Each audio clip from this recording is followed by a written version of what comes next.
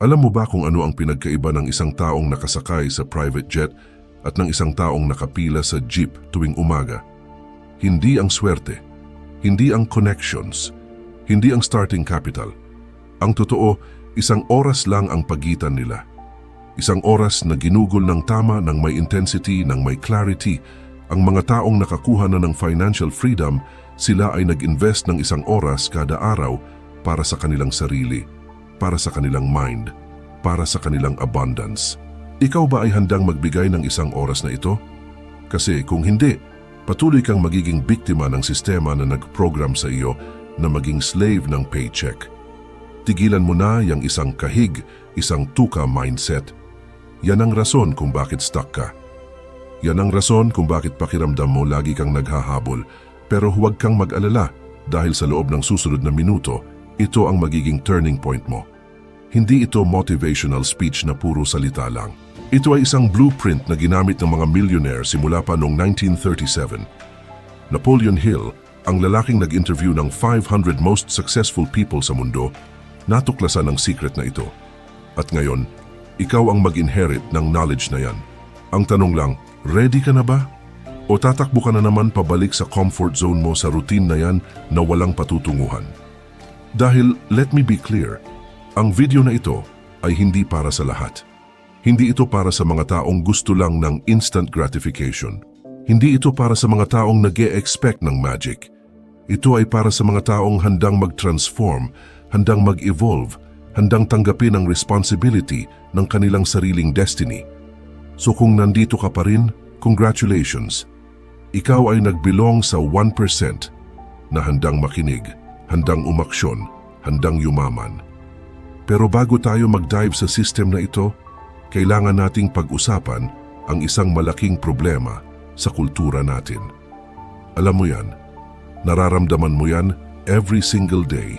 Crab mentality. Yan ang invisible na kadena na humahatak sa iyo pababa every time na gusto mong umakyat. Kapag sinabi mong may business idea ka, sasabihin nila, mahirap yan. Kapag nag-invest ka, sasabihin nila scam yan. Kapag nag-succeed ka, sasabihin nila, swerte ka lang. Ang totoo, hindi sila ang kalaban mo. Ang takot nila ang kalaban mo. Ang scarcity mindset nila ang kalaban mo. Ang belief nila na limitado lang ang opportunity sa mundo, yan ang kalaban mo. Kaya nga ang unang hakbang sa pagiging mayaman ay ang paghiwalay mo sa energy na yan. Hindi mo kailangang iwanan ng mga tao, pero kailangan mong iwanan ang toxic beliefs na dala nila. Kasi ang energy attracts energy. Kung naka-align ka sa mediocrity, mediocre ang buhay mo. Kung naka-align ka sa abundance, abundance ang darating sa iyo. Simple lang yan. Pero kailangan mo ng decision. Kailangan mo ng commitment. At ang pinakaunang commitment na kailangan mo ay ang like button na nasa baba. Alam ko akala mo simpleng bagay lang yan. Pero hindi. Ang like button na yan ay hindi lamang isang digital gesture. Yan ay isang signal. Yan ay isang affirmation sa universe na sinasabi mo, yes, I am ready to receive this information. Yes, I am opening myself to this frequency. Yes, I deserve to be wealthy. Kasi alam mo ba, ang most successful people sa mundo, sila ay nag-start sa isang decision. Isang maliit na action na nag-shift ng kanilang trajectory. For you ngayon, yan ay ang pagtingin sa like button. Hindi para sa akin, para sa iyo. Para sa signal na ipapadala mo sa sarili mo na seryoso ka. Kaya gawin mo yan ngayon. Click mo yan. Ramdam mo ba ang shift? Yan ang simula. Yan ang first domino. Kasi ang bawat millionaire na nakilala ni Napoleon Hill, lahat sila ay may isang quality, decisiveness. Walang hesitation. Walang second guessing. Kapag alam nila ang gusto nila, kumilos sila agad. At yan ang kailangan mo rin. Kaya kung nandito ka pa rin at hindi mo pa nila like, tanungin mo ang sarili mo, bakit? Ano ang tumatagal sa iyo? Kasi kung hindi mo kayang mag-commit sa isang simpleng click, paano ka mag-commit sa isang business? Paano ka mag-commit sa isang investment? Paano ka mag-commit sa iyong sariling transformation? Think about that. Noong 1908, may isang young journalist na nagngangalang Napoleon Hill. Binigyan siya ng assignment na nag-change sa trajectory ng humanity. Si Andrew Carnegie, isa sa richest men sa mundo noon, nag-challenge sa kanya, interview mo ang 500 most successful people, at alamin mo kung ano ang common denominator nila. Walang bayad, walang guarantee. 3 dekada ang ginugol ni Hill dito. At alam mo ba kung ano ang natuklasan niya? Hindi stocks, hindi real estate secrets, hindi business tactics. Ang natuklasan niya ay ang power of the mind. Ang natuklasan niya ay ang mysterious law na whatever the mind can conceive and believe it can achieve. Pero hindi lang yan abstract philosophy, yan ay actionable system. At ang heart ng system na yan ay ang 1-hour ritual. Ang bawat millionaire na na-interview ni Hill, lahat sila ay nag-dedicate ng at least 1 hour a day para sa kanilang mental and spiritual alignment. Hindi sila nag-dedicate ng oras para sa Netflix, hindi para sa chismis, hindi para sa social media scrolling. Nag-dedicate sila ng oras para sa visualization, para sa planning, para sa study, para sa meditation, para sa pagiging deliberate sa kanilang energy. Ito ang secret, ito ang weapon, at ito ay available sa lahat. Hindi exclusive sa elite, hindi exclusive sa mga may capital. Kasi ang capital na kailangan mo ay ang oras mo. At mayaman ka man o mahirap, lahat tayo ay may 24 hours. Ang tanong lang, paano mo ginagamit yung 24 hours mo? Kasi, let me tell you the truth. Kung ang isang oras mo ay ginagastos mo sa pag-scroll, sa pagreklamo, sa pag-doubt, wala kang mapupuntahan. Pero kung ang isang oras mo ay ginagastos mo sa pag-align sa abundance, sa pag-visualize ng success, sa pag-program ng subconscious mind mo, lahat ng bagay ay mag-shift. Lahat. At ito ay hindi theory lang. Ito ay proven. May isang study sa Harvard na nag-track ng MBA graduates. Yung 3% na may written goals, sila ay naging 10 times more successful kaysa sa 97% na walang clear vision. Bakit? Kasi ang goals na nakasulat ay nag-a-activate ng reticular activating system mo, ang part ng brain mo na nag-filter ng information at nag-a-alert sa iyo sa mga opportunities. Kaya ngayon, gusto ko na gawin mo ang isang bagay. Gusto ko na pumunta ka sa comment section at gusto ko na magsulat ka ng affirmation. Hindi simpleng good video or thank you. Hindi. Magsulat ka ng power statement. Magsulat ka ng mantra, halimbawa, I am a money magnet. O kaya abundance flows to me effortlessly. O kaya I deserve wealth and success. Ano man yan, sumulat ka. Kasi ang act ng pagsusulat ay nag-i-encode sa subconscious mo. Yan ang first step sa materialization. Yan ang ginagawa ng mga millionaire. Sila ay sumusulat ng kanilang goals, ng kanilang affirmations kada araw. At yan din ang gagawin mo ngayon. Kaya huwag kang maging passive viewer. Maging active participant. Sumulat ka sa comments. Gawin mo yan ngayon. Kasi yan ang proof na seryoso ka. Yan ang proof na hindi ka nag-stop sa pangarap, kundi uma-action ka na. Okay, so ano ba talaga ang 1-hour ritual na ito? Ito ay divided into 4 components. At ang bawat component ay critical. Walang pwedeng i-skip. Walang pwedeng i-shortcut. Kasi ang system na ito ay galing sa decades ng research. Galing sa real-world results ng mga taong naging ultra-successful. First component, 15 minutes for visualization. Ito ay hindi pantasya, ito ay programming. Kapag nag-visualize ka, hindi ka lang nag-i-imagine. Nag-create ka ng neural pathways sa brain mo. Nag-a-align ka ng subconscious mo sa conscious desires mo. Ano ang dapat mong i-visualize? Ang buhay na gusto mo. Ang exact scenario, ang exact feeling. Kung gusto mong maging millionaire, visualize mo na ikaw ay nag-sign ng deal. Visualize mo na ikaw ay nag-provide para sa family mo nang walang stress. Visualize mo na ikaw ay nag-travel first class. Hindi dahil para magyabang, kundi dahil deserve mo. At ang key dito ay emotion.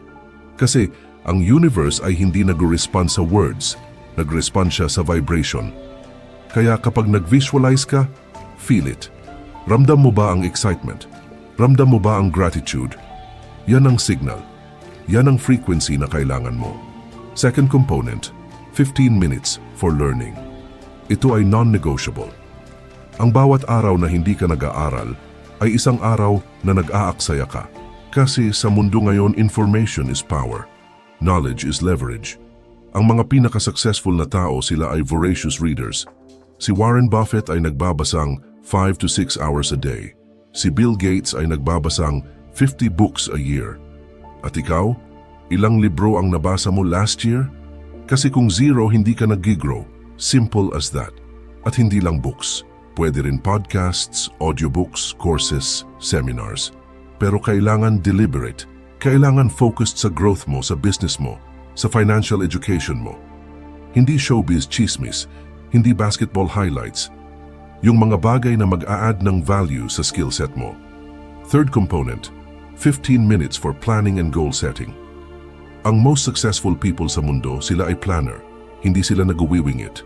Hindi sila reactive. Sila ay proactive. Araw-araw, sila ay nag-review ng goals nila. Nag-a-adjust ng strategy nila. Nag-create ng action steps. At yan din ang kailangan mo. Kasi ang goal na hindi planado ay pangarap lang. Pero ang goal na may clear action plan ay destiny. So every day, isulat mo. Ano ang top 3 priorities ko today? Ano ang next steps para makuha ko ang goal ko? Ano ang obstacles at paano ko yan o-overcome? Ito ay 15 minutes lang, pero ito ay game changer. Fourth component, 15 minutes for energy management. Ito ay pwedeng meditation, pwedeng exercise, pwedeng journaling. Ang importante, ikaw ay nag-a-align ng energy mo. Kasi alam mo ba, ang stress, ang negativity, ang fear, yan ay low vibration. At kapag low vibration ka, nag-a-attract ka ng low vibration results. Pero kapag nag-meditate ka, nag-i-exercise ka, nag-journal ka, nag-shift ka sa high vibration. At kapag high vibration ka, nag-a-attract ka ng high vibration opportunities. Ganyan kasimple ang formula. At ngayon, alam ko ang iniisip mo. Saan ako kukuha ng 1 hour? Wala akong oras.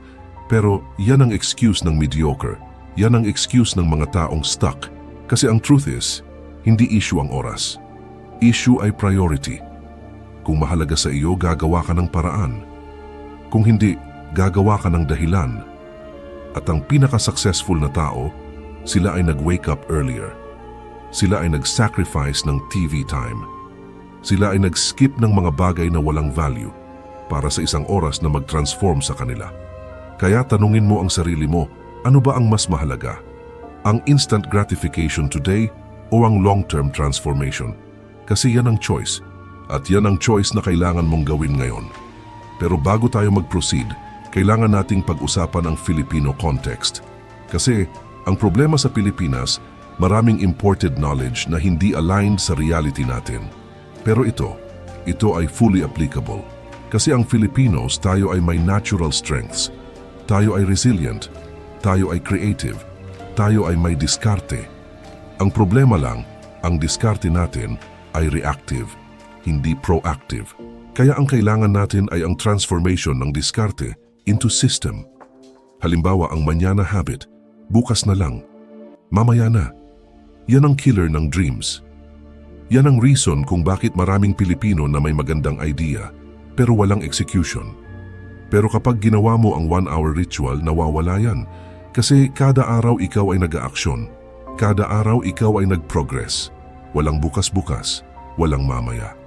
Ngayon, another thing, ang takot natin sa risk. Kasi ang kultura natin ay nag-peer program sa atin na mag-secure ng trabaho, mag-ipon, huwag mag-take ng risk. Pero yan ay scarcity mindset. Yan ay mindset ng survival, hindi ng success. Ang mga millionaire, sila ay calculated risk takers. Hindi sila reckless, pero hindi rin sila paralyzed ng fear. Sila ay nag-i-educate ng sarili nila, nagpi-prepare at sumusugod. At yan din ang kailangan mo. Use your 1 hour to educate yourself about investments, about business, about opportunities. Tapos kapag ready ka na, kumilos ka. Walang perfect timing, walang perfect conditions. Ang perfect time ay ngayon. At isa pa, ang relationship natin sa pera. Kasi maraming Pilipino na may guilt sa pagiging mayaman. Parang masama ang maging mayaman. Parang selfish ang mag-pursue ng wealth. Pero yan ay mental slavery. Yan ay colonial mindset. Ang truth is, walang masama sa pagiging mayaman. Ang masama ay ang pagiging makasarili at walang compassion. Pero ang pagiging mayaman ay tool. Kapag mayaman ka, mas marami kang matutulungan. Mas maraming opportunities na mabibigay mo sa family mo, sa community mo. Mas maraming impact na magagawa mo. Kaya tanggalin mo na yung guilt. Replace it with ambition. Replace it with purpose. at gamitin ang 1-hour ritual para mag-align sa abundance na deserve mo. Ngayon, let's talk about the actual mechanics. Paano mo sisimulan ang 1-hour ritual mo? First, choose your time. Ang recommendation, umaga. Kasi ang umaga ay ang time na fresh pa ang mind mo. Walang distractions pa. Walang drama pa. Ang mga ultra-successful people, sila ay nag-wake up ng 4 a.m., 5 a.m. Bakit? Kasi yan ang sacred time nila. Yan ang time na sila ay nag-i-invest sa sarili nila bago pa man tumugtog ang mundo. So kung kaya mo, gumising ka ng mas maaga. Pero kung hindi, okay lang. Pwede naman sa gabi. Ang importante, consistent. Araw-araw. Walang skip. Kasi ang consistency ay ang secret ng compounding results.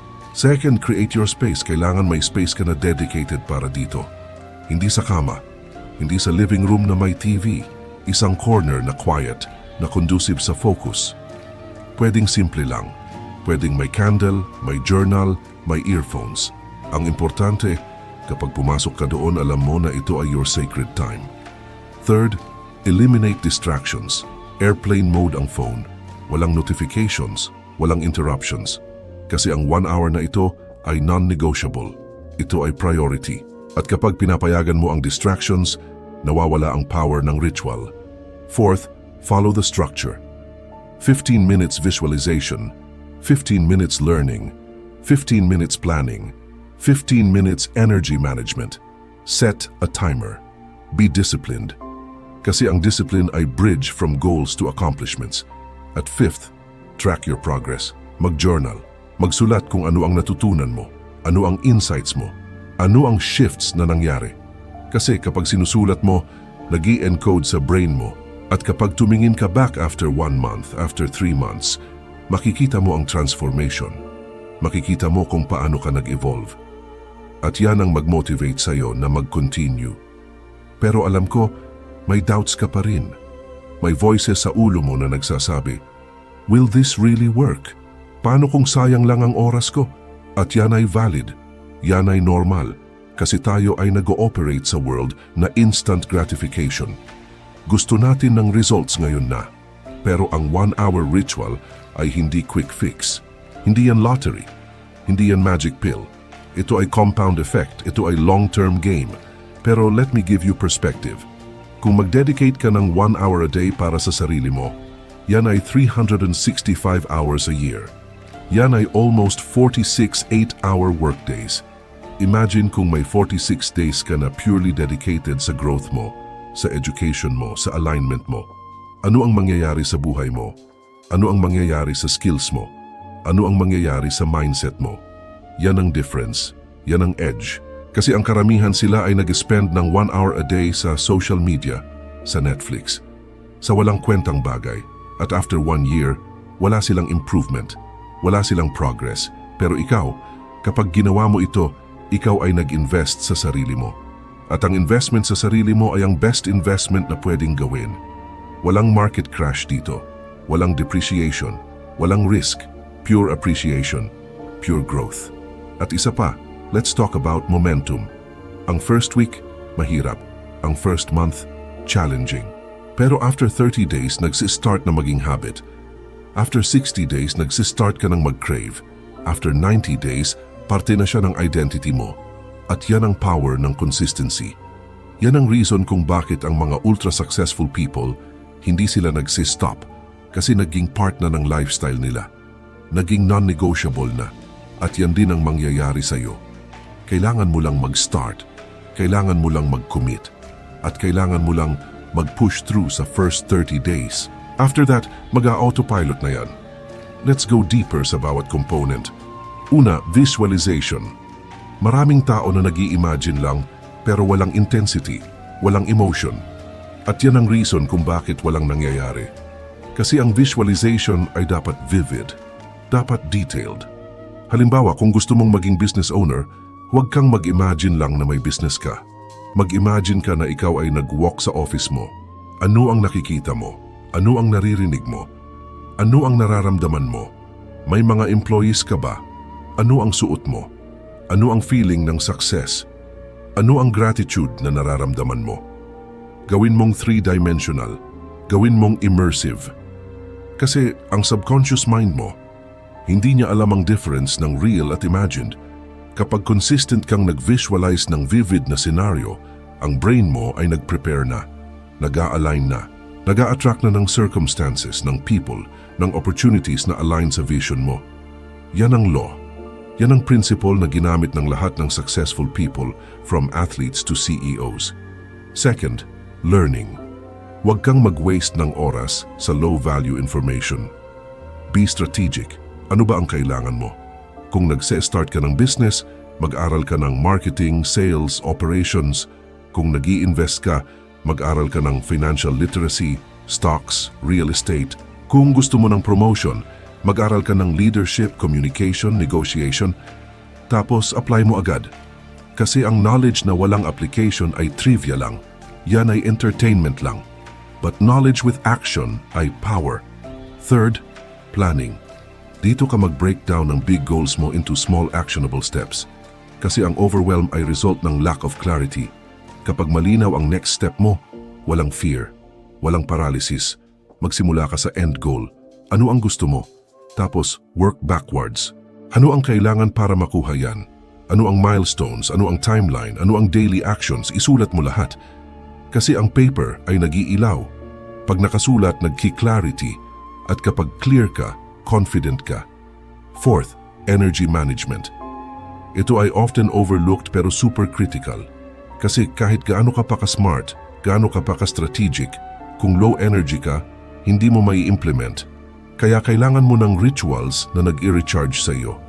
Pwedeng meditation, pwedeng breathing exercises, pwedeng gratitude journaling, pwedeng stretching or light workout. Ang importante, ikaw ay nag-shift from stress to peace, from scarcity to abundance, from fear to confidence.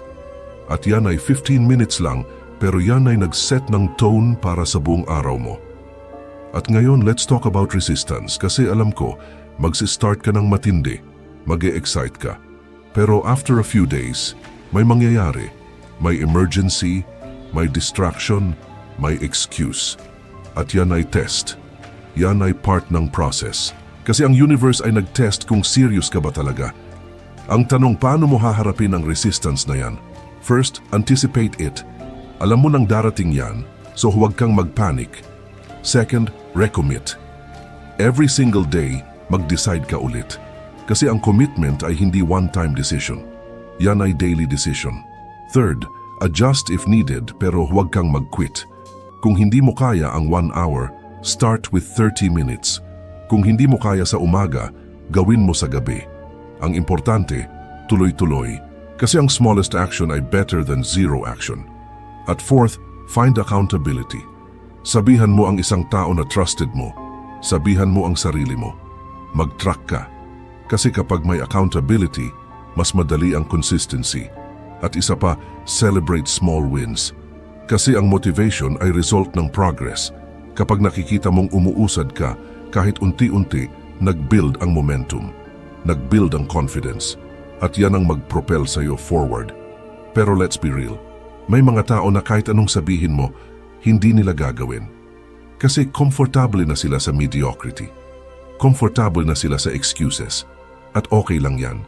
Kasi hindi lahat ay meant to succeed. Hindi lahat ay meant to be wealthy. Hindi lahat ay meant to be free. Pero ikaw kung nandito ka pa rin, kung nakarating ka na dito sa part ng video, ibig sabihin hindi ka isa sa kanila. Ibig sabihin nandito ka dahil may fire ka pa, may desire ka pa, may willingness ka pang mag-change. At yan ang difference. Yan ang separation. Kasi ang most people, sila ay nagsimula pero hindi nag-finish. Sila ay excited sa umpisa pero after a few weeks, bumabalik na sa old habits. Pero ang 1%, ang elite, sila ay committed, sila ay disciplined, sila ay willing to do what others won't. At yan ang reason kung bakit sila ay nasa posisyon na yan. At yan din ang magiging reason kung bakit ikaw ay aasenso. Kasi kapag ginawa mo ito, kapag consistent ka, wala kang kalaban.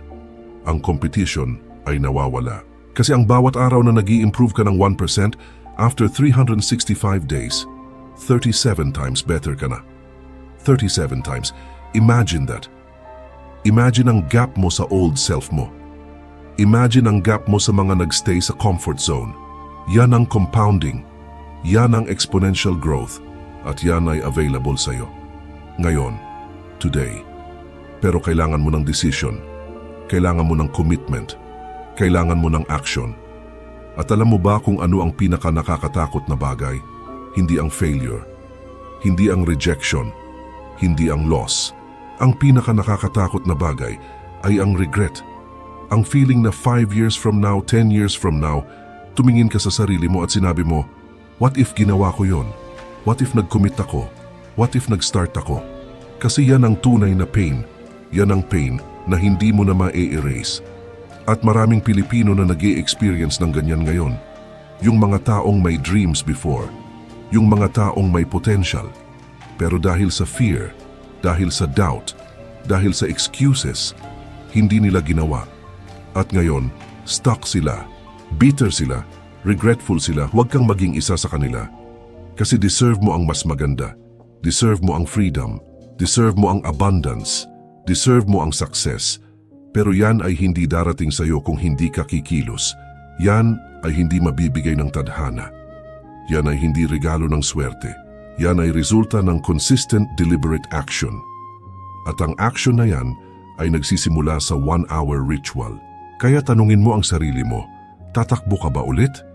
O titindig ka na? Kasi ang choice na yan ay mag-determine ng future mo. Ang choice na yan ay mag-define kung sino ka. At hindi ko alam kung ano ang pipiliin mo. Pero sana piliin mong yumaman. Piliin mong mag-succeed. Piliin mong maging best version mo. Kasi yung version na yan ay nag-aantay lang. Nag-aantay lang ng signal mo.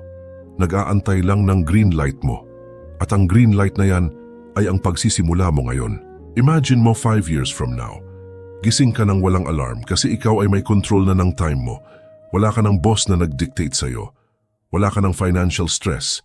Wala ka ng anxiety tuwing 15th at 30th. Kasi ikaw ay financially free na. Ikaw ay may multiple sources of income. Ikaw ay may investments na nag-grow. Ikaw ay may business na tumatakbo kahit tulog ka. At lahat ng yan nagsimula sa 1-hour ritual. Nagsimula sa decision mong mag-invest sa sarili mo. Nagsimula sa commitment mong mag-transform. Yan ang future na available sa iyo. Yan ang future na nag-aantay, pero kailangan mong kumilos, kailangan mong mag-start. At ang start na yan ay hindi bukas, hindi next week, hindi next year. Ngayon, today, this moment. Kasi ang bawat segundo na lumilipas ay opportunity na nawala. Ang bawat araw na nagpi-procrastinate ka ay compounding effect na hindi mo nakuha. So huwag kang mag-aksaya ng oras. Huwag kang mag-waste ng potential mo. Mag-commit ka ngayon. Mag-decide ka ngayon at simulan mo ang transformation mo ngayon. At alam mo kung ano ang pinakamagandang parte? Hindi ka nag-iisa. Kasi habang ginagawa mo ito, may libu-libong tao din na nag-dedicate ng 1 hour nila. May community na nag-a-align sa frequency na ito. May tribe na nag-support sa isa't isa. At ikaw ay parte na ng tribe na yan. Ikaw ay parte na ng movement na yan. Kaya tayo ay mag-succeed together. Tayo ay aakyat together. Tayo ay magti-transform together. Kasi yan ang culture na kailangan natin. Hindi yung crab mentality, hindi yung competition, kundi collaboration, elevation, shared abundance. At yan ay nagsisimula dito. Nagsisimula sa commitment mo. Nagsisimula sa action mo. Kaya ngayon, wag mong tatapusin ang video na ito nang walang ginawa. Kasi kung tapos mo na panoorin ito, at bumalik ka lang sa normal routine mo, walang mangyayari. Pero kung tapos mo panoorin ito at nag-start ka na agad, nag-schedule ka na ng first 1 hour mo, nag-prepare ka na ng space mo, nag-commit ka na sa sarili mo, boom, nag-shift na ang trajectory mo, nag-start na ang transformation mo. At yan ang difference ng mga tao na nag-succeed versus sa mga tao na nag-daydream lang. Ang mga nag-succeed, action takers sila, hindi thinkers lang. Hindi dreamers lang. Doers. At ikaw ay doer. Ikaw ay action taker. Kasi kung hindi, wala ka na dito. Nag-quit ka na, pero nandito ka pa. Nakikinig ka pa, ready ka pa. At yan ay sign na ikaw ay destined for greatness, kaya claim mo yan, own it. At gawin mong reality. Ang video na ito ay tumapos na, pero ang journey mo ay nagsisimula pa lang. At kung gusto mo talagang mag-level up, kung gusto mo talagang mag-master ng mindset na ito, hindi dito natatapos. May next step pa, may deeper lessons pa, may advanced strategies pa, at lahat ng yan ay nandoon sa susunod na video na makikita mo sa screen. Yan ay continuation ng education mo. Yan ay next chapter ng transformation mo. Kaya huwag kang titigil dito. Click mo yan, panoorin mo yan, at mag-absorb ng mas maraming knowledge. Kasi ang bawat video ay building block. Ang bawat lesson ay puzzle piece. At kapag pinagsama mo lahat, makikita mo ang bigger picture. Makikita mo ang blueprint. Makikita mo ang path. At ngayon, bago ka pumunta doon, gusto kong sabihan ka ng isang bagay. Proud ako sa iyo. Proud ako na natapos mo ang video na ito. Proud ako na nandito ka pa. Kasi yan ay rare, yan ay special. Karamihan ay nag-quit na.